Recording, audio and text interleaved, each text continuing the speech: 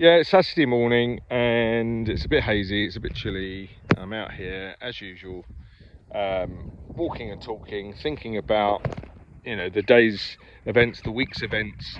And as I alluded to earlier, there's been an awful lot of chit chat about AI taking people's jobs and what have you. And there's so many people jumping on the bandwagon. I know they're enthusiastic. I know that these tools, ChatGPT, Midjourney, Leonardo, all these other things that can create PowerPoint, can write your story, can create images for you, logos for you, find answers for you.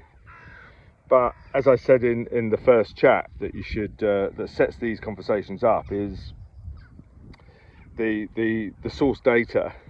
The pre-training transformative.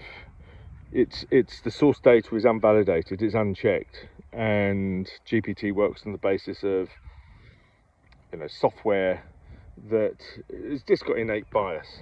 Okay, so and it's scouring, trying to predict the next word. It's scouring that vast data sets of books and articles and research papers and R&D and manuals, whatever. I mean, we actually don't know what's connected to it, but what we do know is all that information is owned by somebody else, because they haven't gone and bought it. And also that information, there may be papers involved and articles and things, are complete lunatics, and therefore the lack of fact checking is a concern. And you can ask for sources, you can ask for validation, you can set the parameters, you can ask the questions, but I think it's totally unreliable. And as I said earlier, it's not yours and it's not theirs. It's a summary of other people's content. And whilst that might be a nightmare to unpick for any copyright challenge, at the end of the day, you're knowingly using a tool which is mining information and coming up with answers which is not yours and it's not theirs. I mean, the amount of people that I've said to me, I've written an article. Well, I didn't write the article. ChatGPT wrote the article, and I just changed a few things. Well, you haven't written the article. You might have issued the prompt to ask the question, but you haven't written the article. And when you read an AI written article like ChatGPT, it's dumb as dishwater. It's dry, and because it's not fact checked.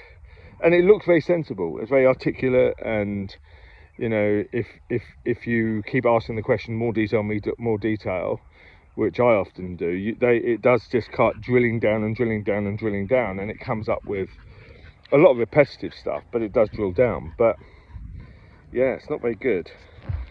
So I think we're all going to get past this initial ooh ah, isn't it marvelous, because it's new, and that hopefully will subside. Will people be sensible? But these numpties out there, mainly government people actually, and it's all a distraction that AI is going to take over the world, and AI is going to cause massive job losses and this, that and the other. And no, it's not. The reason for mass job losses and the reason for problems out there is the incompetence of governments. It's nothing to do with AI. AI is just one of these other things like COVID was. It's another distraction. They're pointing the finger to get us to look a different way. And we can get into the rights and wrongs of that, but ultimately, the whole of the AI market and the whole of all these tools, and it's just another distraction. And it's handy for governments because you're giving them the opportunity to not answer the questions and not do the important things, and yeah. So AI is very narrow still. These are large language generative models. It's all about predicting the next word, the next character. It's not particularly smart. Smarter things will come along. These things are tools that can be used in the workplace, but they shouldn't be used instead of human application, human intelligence, because the word artificial intelligence is a misnomer.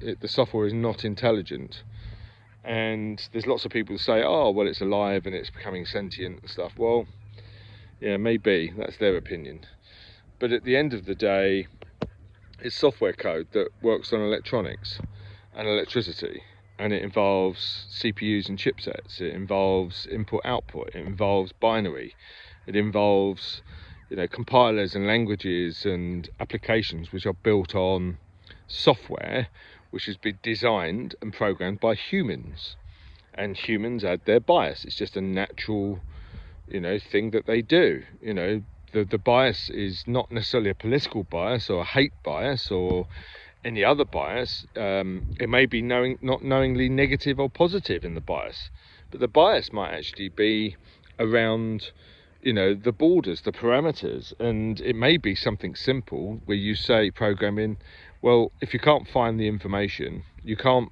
be sure that you've got the right information, then find the next best thing. In other words, make it up. Hopefully you're seeing where I'm coming from. Don't be fooled, don't be distracted, don't be scared. AI is a tool, it's very narrow, and we will talk about generative AI, which is coming up, generality, which is an entirely different prospect. Talk soon.